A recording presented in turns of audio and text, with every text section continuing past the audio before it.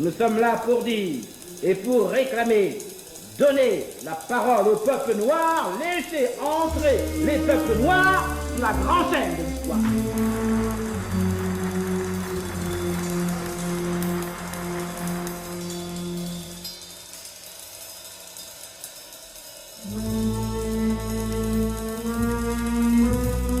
À l'heure actuelle, le problème de notre lutte de libération nationale est un problème qui se situe d'abord au niveau d'une lutte militaire, une lutte qui se poursuit entre les nationalistes armés, en guérilla, contre une armée coloniale portugaise qui est forte de 60 000 hommes.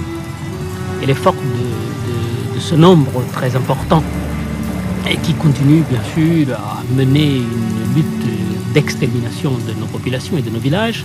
Mais nous avons de notre côté d'abord l'esprit de l'insurrection de tout un peuple mobilisé contre le colonialisme et pour son indépendance, avec des groupes de guérillas au sein même d'une véritable armée de libération nationale.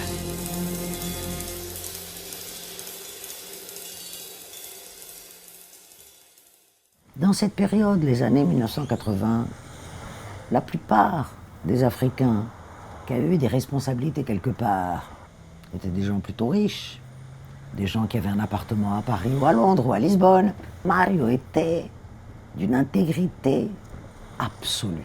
Il ne faisait pas partie de ces élites africaines qui avaient profité d'une façon ou d'une autre de leur position politique ou culturelle.